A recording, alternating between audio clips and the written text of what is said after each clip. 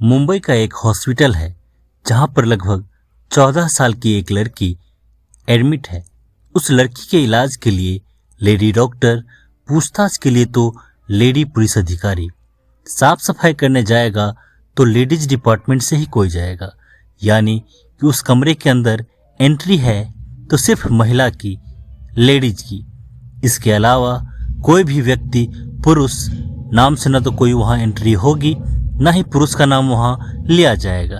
दरअसल वो लड़की पुरुष नाम से इतना भयभीत है, इतनी डरी हुई है कि नाम सामने आते ही लड़की की सांस जोर जोर से चलने लगती है।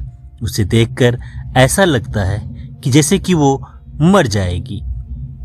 11 सितंबर की शाम 5 बजे तक भी वो लड़की जिंदगी की जंग लड़ रही थी और सांसें उसकी ऐसे ही चल रही हैं। उसे बाकी बहुत सारी प्रार्थना की जरूरत है। वह लड़की दिल्ली की निर्भया से कम नहीं है, क्योंकि उसके साथ भी कुछ ऐसा ही हुआ है, बल्कि उससे ज़्यादा कहें तो कम नहीं होगा।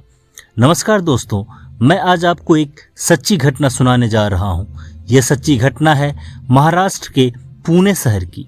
दरअसल यहाँ का एक थाना है बनवारी, और इसी थाना क्षेत्र में रहने वाली एक लड़की जिसकी उम्र 14 साल है।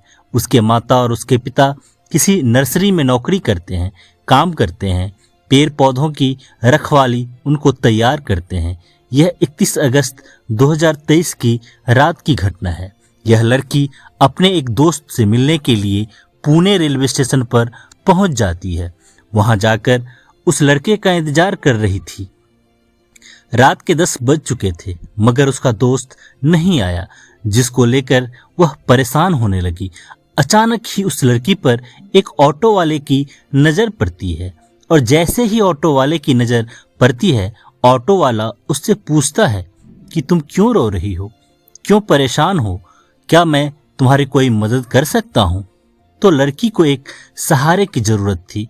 उसे लगा कि शायद यह जो व्यक्ति है, लगभग जिसकी उम्र 30 साल है, उसने अपने दास्तां को बता दिया और कहा कि वह अपने घर वालों की बिना मर्जी से यहाँ रेलवे स्टेशन पर अपने दोस्त से मिलने के लिए आई थी। दोस्त नहीं आया, इसलिए वह परेशान है। इतना सुनने के बाद वह ऑटो वाला वहाँ से चला जाता है और करीब 10 मिनट के बाद फिर वापस लौट कर आता है। उसने कहा कि जिसका तुम इंतजार कर रही थी, दरअसल वो लड़का बाहर खड़ा हुआ है और वो यहाँ आना नहीं चाहता। वो शर्मिंदा है अपने किए पर, जो लेट हो गया है, इसलिए मेरे साथ चलो और मैं तुम्हें उससे मिला दूंगा। लड़की क्योंकि रो रही थी काफ़ी देर से, उसके पास न पीने के लिए पानी था, न वहाँ आसपास उसे पानी की सुध थी। उसने उस ऑटो ड्राइवर ने उसको एक बोतल दे दी और उसने पानी पी लिया। दोनों साथ साथ बाहर तक चलते रहे थे। अचानक से लड़की को चक्कर आने लगते हैं और वह गस खाकर इससे पहले गिरती, वह लड़का उसे ऑटो तक लेकर पहुंच जाता है और उसके बाद उसे जंगल की ओर ले जाता है, जहां ले जाने के बाद उसके साथ बलात्कार करता है। कई घंटे तक उसे अपने साथ रखता है। वह 14 साल की लड़की, उसे कुछ होश नहीं था, क्योंकि वह नशे में थी। उसे पानी के रूप में कुछ नशीला पदार्थ पिलाया गया था। उसके बाद जब 2 या 3 घंटे बीत जाते हैं, वह ऑटो ड्राइवर एक लॉज में लेकर जाता है। एक छोटा सा होटल होता है। उस होटल में जब लेकर जाता है तो वहाँ पर पहले से ही कुछ लड़के, कुछ और युवक इंतजार कर रहे थे। लड़की एक कमरे में जाती है। 31 अगस्त की रात 10 बजे शुरू हुआ, और उसके बाद होटल में जाने के बाद, लॉज में जाने के बाद, उसे लड़की को अंदर कमरे में बंद कर दिया जाता है और उसके पूरे कपड़े उतार दी जाती है। यानी कि उसके बदन पर एक भी कपड़ा नहीं था। अब वह लड़की शर्मा रही है, परेशान है, और उसके साथ पहले ही बलात्कार हो चुके हैं। धीरे धीरे उसे होश आता है। तब तक उसके साथ लगभग 12 लड़के बारी बारी से रेप कर चुके थे। दिन निकल जाता है। दिन भर यही काम चलता रहता है। एक के बाद एक लड़का आता रहता है और यह सिलसिला लगातार चलता रहता है। शाम हो जाती है, यानी कि इस कमरे के अंदर वह लड़की लगभग 24 घंटे तक रहती है और वो 12 लड़के 24 घंटे तक उसके साथ बलात्कार पर बलात्कार करते रहते हैं। वो भूख प्यास से तड़पती रहती है। वह कई बार कहती है कि मुझे खाने के लिए कुछ दे दो, मुझे पीने के लिए पानी दे दो, मगर कोई भी उसकी गुहार नहीं सुनता, उसकी कोई पुकार नहीं सुनता। उसकी चीखों की आवाज भी उस कमरे से बाहर जा भी रही थी तो न जाने क्यों वह होटल मालिक या आसपास के लोग उन आवाजों को सुन ही नहीं पा रहे। यह भी बताया जा रहा है कि उसे लड़की को बार बार इंजेक्शन दिया जा रहा था, नशीली चीज दी जा रही थी जिससे कि वो शोर न मचा सके।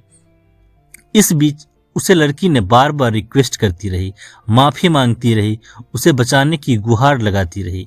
इन 12 लड़कों में से एक लड़के को दया आ जाती है और उसके बाद यह लड़का उसे लड़की को लेकर मुंबई के दादर रेलवे स्टेशन पर छोड़ देता है। अब यह आरोपी 12 के 12 ये फरार हो चुके थे। इन्होंने सोचा कि शायद अब वो लड़की चली जाएगी।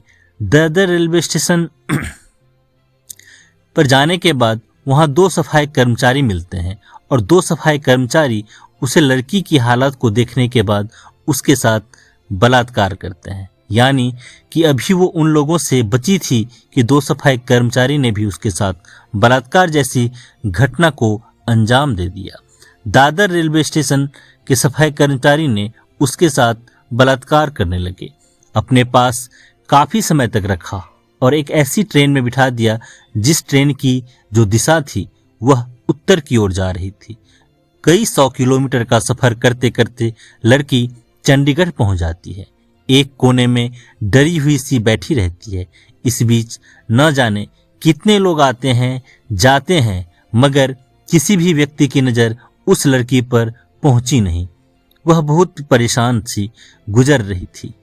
उसकी परेशानी किसी को दिखाई नहीं दी। यह भी किसी ने जानने की कोशिश नहीं की।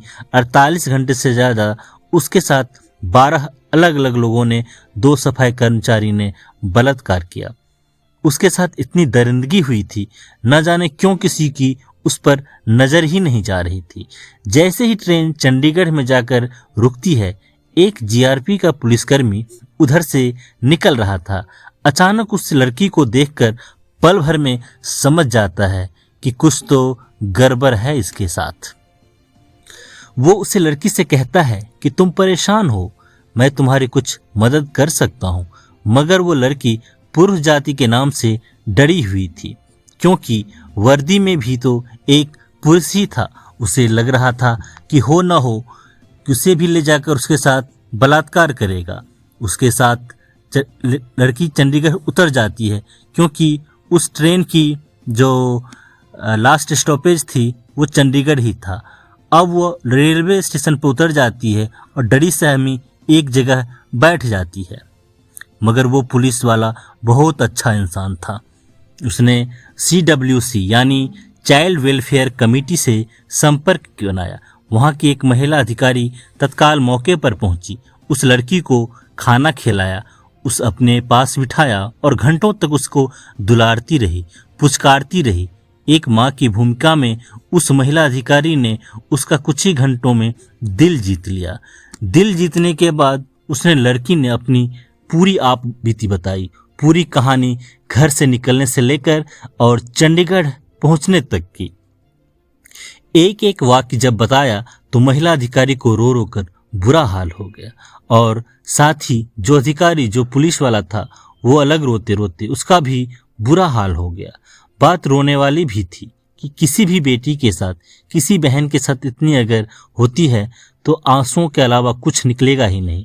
निकलेगा तो उन दरिंदों के लिए बद्दुआएं या फिर कानून से सख्त कार्रवाई की मांग की गुहार निकलेगी।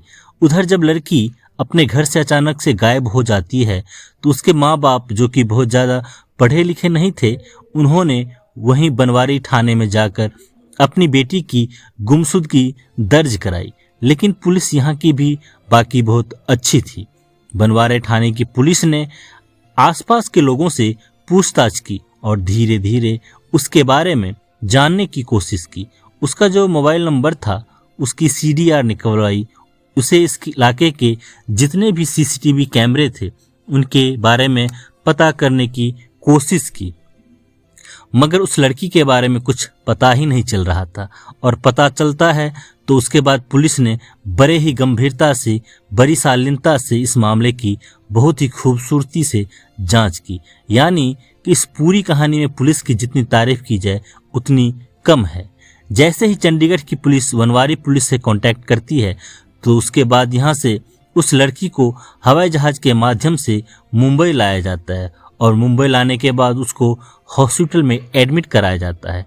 जितना भी स्टाफ है, टोटल के टोटल महिला स्टाफ उसे लड़की के इलाज में, उसकी खिदमत में, उसकी हर ज़रूरतों को पूरा करने में लगा हुआ है, क्योंकि वह लड़की पुरुष जाति नाम से डरी हुई है, घबराई हुई है। इसके बाद पुलिस ने जब अपने मामले की जांच पड़ताल शुरू की तो 100 से ज़्यादा सीसीटीवी कैमरे को खंगाला गया और खंगालते खंगालते आखिरकार पुणे के रेलवे स्टेशन पर एक ऑटो जाता हुआ मिलता है। उसी में वो लड़की थी और उसी ऑटो का नंबर उसे सीसीटीवी में कैद हो जाता है। पुलिस ने उसे आरोपी को, जिसकी उम्र लगभग 30 साल थी, उसको गिरफ्तार किया, उसको पकड़ा और एक एक करके जितने भी लोग थे, यानी कि 12 के 12 लोगों को पकड़ा। उसके बाद इस लड़की ने जो बताया था, अपना बयान दिया था, दादर रेलवे स्टेशन का उन दोनों सफाई कर्मचारी को भी पकड़ा। फिलहाल पुलिस ने अभी तक इस मामले में 16 आरोपियों की गिरफ्तारी की है, जो इस केस से सीधे सीधे तौर पर जुड़े हुए हैं। मुंबई पुलिस की प्राथमिकता है कि इस मामले को फास्ट ट्रैक कोर्ट में चलाया जाए, ताकि अगले 10 से 15 दिन में या लगभग 1 महीने में इस केस में निर्णय आना चाहिए और जितना भी दरिंदे हैं, जितने भी आरोपी हैं, इन सब को फांसी की सज़ा कम से कम होनी चाहिए। मैं सैल्यूट करता हूं उस पुलिस को जो जीआरपी पुलिस का सिपाही था, और मैं सैल्यूट करता हूं उस महिला को जिसने इस लड़की का दिल जीता, जिसने उन लोगों का हॉस्पिटल तक पहुंचाया। और मैं सैल्यूट करता हूं उस पुलिस को जिसने इस मामले को महज 5 या 6 दिन में ही खोलकर सबके सामने रख दिया। ये कहानी आपको ज़्यादा न्यूज़ चैनल पर या फिर ज़्यादा अखबार में देखने को नहीं मिलेगा, क्योंकि मीडिया की जो जिम्मेदारियां होती हैं वह कम पूरी कर रही है। वाकई इस खबर को उठाने की ज़रूरत थी, लोगों को सचेत और जागरूक करने की ज़रूरत थी, उस बेटी को न्याय दिलाने की ज़रूरत थी, जो शायद मीडिया इस मामले में दिलचस्पी नहीं ले रहा है। इस कहानी को सुनाने का उद्देश्य भी किसी को परेशान करना नहीं है, किसी का दिल दुखाना नहीं है, बल्कि आपको सचेत करना है, आपको जागरूक करना है। आप जहां भी रहें अपना ख्याल रखें, सुरक्षित रहें। जय हिंद, जय भारत।